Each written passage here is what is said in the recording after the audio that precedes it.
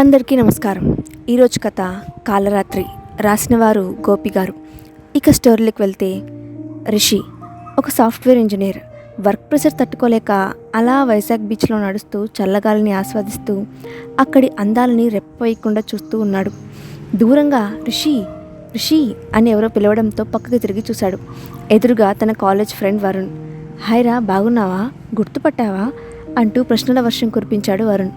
రే బావా, ఎన్ని రోజులైందిరా నిన్ను చూసి, నిన్నలా మర్చిపోతాన్రా అంటూ వచ్చి హగ్గిచ్చాడు రిషి. ఏం చేస్తున్నావురా అని అడిగాడు వరుణ్. నేనేదో ఐటీ ఆఫీస్లో వర్క్ చేస్తున్నాన్రా. అయితే సాధించావన్నమాట, సాఫ్ట్వేర్ రిషి గారు అన్నాడు చమత్కరిస్తూ వరుణ్. నువ్వే బెటర్రా, నీకు నచ్చిన జాబ్ చేస్తున్నావు అన్నాడు వరుణ్. ఏం జాబ్ రా బాబు, సాఫ్ట్వేర్ జాబ్, పైకే సాఫ్ట్వేర్, లోపల హార్డ్వేర్ రా బాబు. వర్క్ ప్రెషర్ తట్టుకోలేక 1 వీక్ లీవ్ పెట్టారా. ఇంతకీ నువ్వేం చేస్తున్నావు? నాదేముంది, ఏదో చిన్న రెడీమేడ్ షాప్ పెట్టి ఏదో అలా నడిపిస్తున్నా. నీ పనే బెటర్ రా, ఎలాగో అయితే సొంతంగా బిజినెస్ స్టార్ట్ చేశావు. మన పూజ, విశాల్, అక్షయ్ వాళ్ళు ఏం చేస్తున్నారా అని అడిగాడు రిషి. అక్షయ్ గాడు అయితే ఫుల్ బిజీరా, ఆర్కియాలజీ డిపార్ట్మెంట్లో జాబ్ చేస్తున్నాడు. ఎన్ని రోజులు అయిపోయిందిరా మనమంతా కలిసి, ఒక చిన్న ట్రిప్కి వెళ్దామారా అన్నాడు వరుణ్. సూపర్ రా, కానీ పూజ, విశాల్, అక్షయ్ ఏమంటారో రా అన్నాడు రిషి. రే బావా, అవన్నీ వదిలేయి, మన అక్షయ్ గడికి చెప్తే వాడే చూసుకుంటాడు. రేపు ఈవినింగ్ కల్లా వెళ్తున్నాం, బాయ్ అంటూ వెళ్ళిపోయాడు వరుణ్. తర్వాత రోజు అక్షయ్ నుంచి ఫోన్ వచ్చింది రిషికి. రే బావా, వరుణ్ గాడు విషయం అంతా చెప్పాడు. నేను మన ఫ్రెండ్స్తో కలిసి సాయంత్రం 4 గంటలకు వచ్చి నిన్ను పికప్ చేసుకుంటా, రెడీగా ఉండు అన్నాడు అక్షయ్. రే, ఇంతకీ ఎక్కడికి వెళ్తున్నాం అని అడిగాడు రిషి. అది మాత్రం సస్పెన్స్ రా, మీరే చూస్తారుగా అంటూ కాల్ కట్ చేశాడు అక్షయ్. తనకు కావలసిన వస్తువులు సర్దుకొని రెడీగా ఉన్నాడు రిషి. మహేంద్ర, జీప్, పూజ, విశాల్, అక్షయ్, వరుణ్, రిషి అందరూ కలిసి బయలుదేరారు. అక్షయ్ జీప్ డ్రైవ్ చేస్తూ ఉన్నాడు. మిగిలిన నలుగురు చాలా రోజుల తర్వాత కలవడంతో అందరూ మనసు విప్పి మాట్లాడుకుంటూ ఉన్నారు.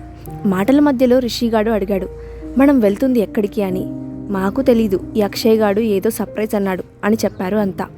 ఈలోపు జీప్ సిటీ దాటి అడవిలోకి ఎంటర్ అయింది. సమయం రాత్రి 8 గంటలు కావడంతో అందరి కడుపులో ఎలుకలు పరిగెడుతున్నాయి.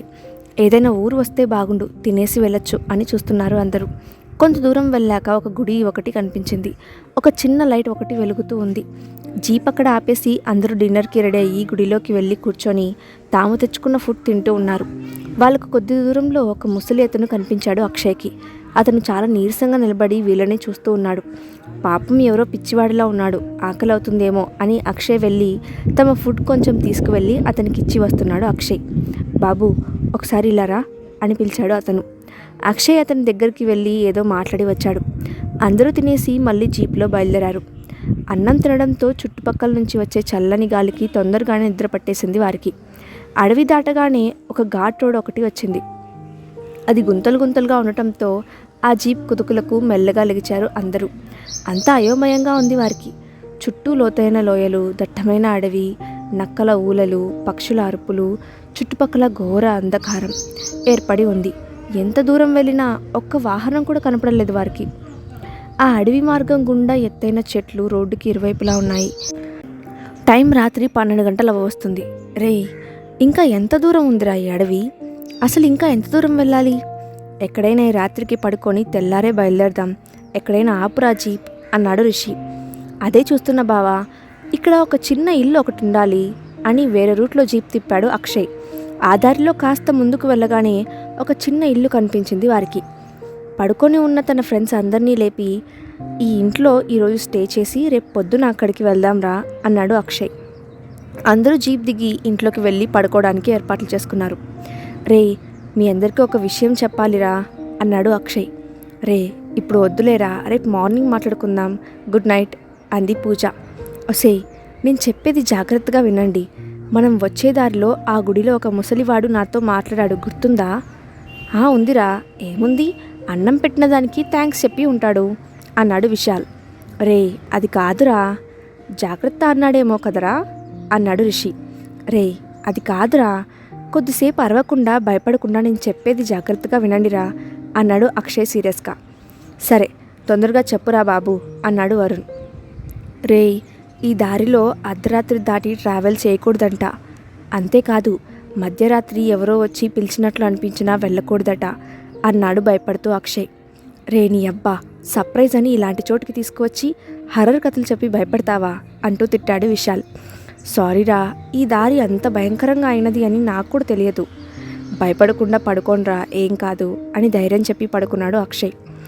అందరూ ప్రశాంతంగా నిద్రపోతున్నారు. కొద్దిసేపటి తర్వాత వరుణ్, పడుకున్నావా? నిన్ను చూడాలని ఇంత దూరం వచ్చారా?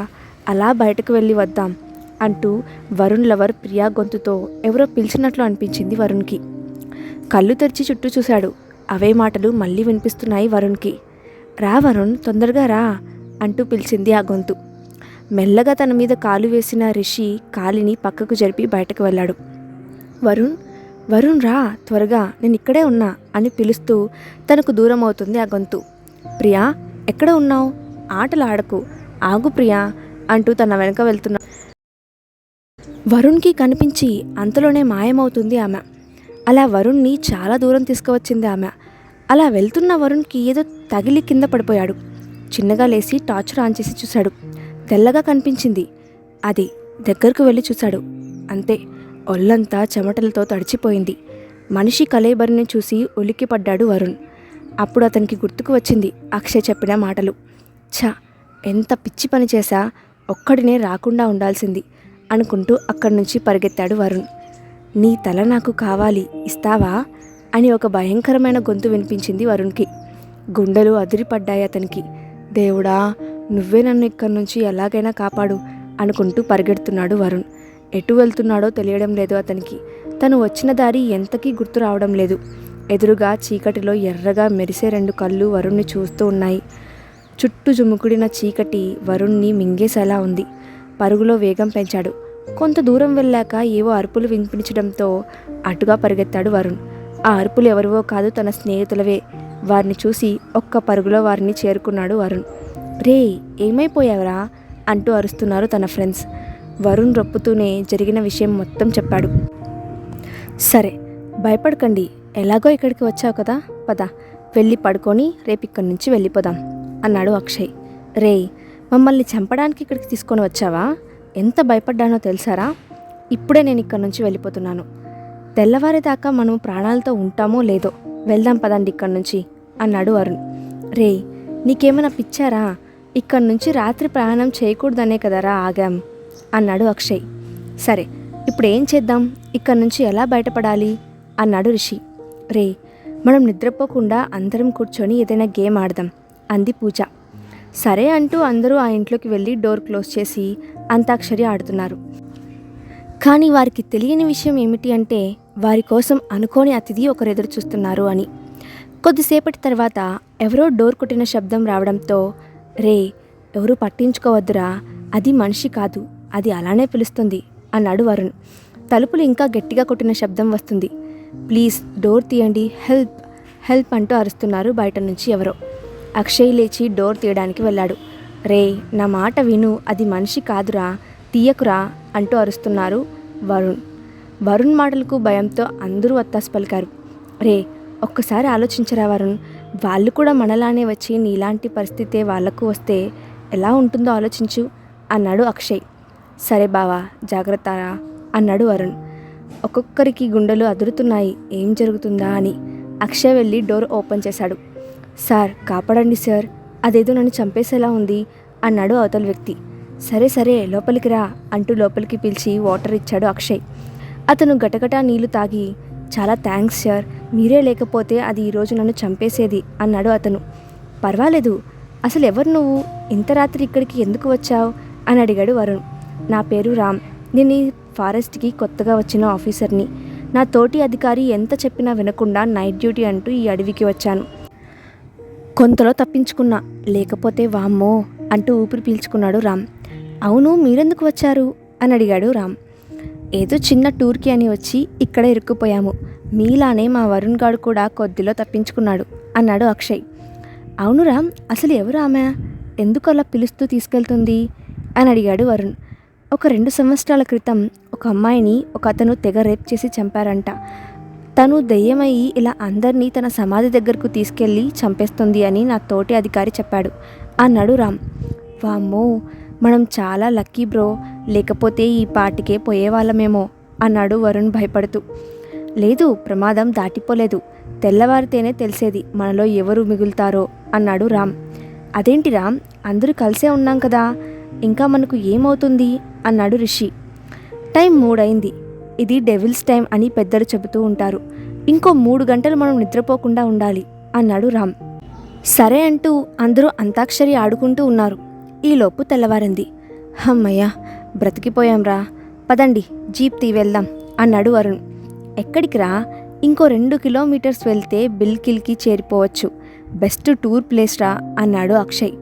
రే, రాత్రి జరిగింది మర్చిపోయావరా, ఇంకా నా వల్ల కాదు, ఇక్కడ నేను ఉండలేను అంటూ వెనుతిరిగాడు వరుణ్. వరుణ్, నేను ఇక్కడే ఉన్నాను, నీ తల నాకు ఇస్తావా అంటూ ఒక గొంతు వినిపించింది.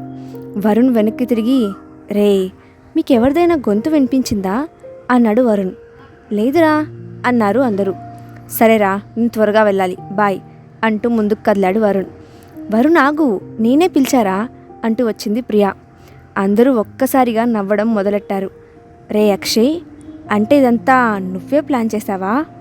ఒసే ప్రియా, రాత్రి భయపడి చచ్చే కదే అంటూ వెంటపడ్డాడు వాళ్ళని వరుణ్. వాళ్ళు పరిగెత్తి ఒక చెట్టు దగ్గరికి వెళ్ళి ఆగారు. అక్కడ వరుణ్ రాత్రి చూసిన కళేబరం ఉంది. రే, మరిది ఎక్కడి నుంచి వచ్చిందిరా అన్నాడు వరుణ్. రే, మా లాంటి ఆర్కియాలజిస్ట్ డిపార్ట్మెంట్ వాళ్ళ దగ్గర ఇలాంటివి ఉండవా అన్నారు నవ్వుతూ రామ్ అండ్ అక్షయ్లు.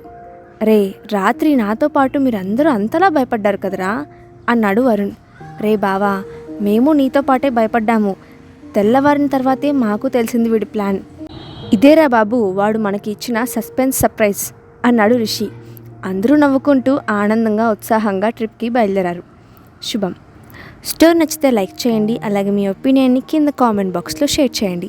ఇలాంటి మరిన్ని స్టోరీస్ కోసం మా ఛానల్ సబ్స్క్రైబ్ చేసుకోండి. Thanks for watching.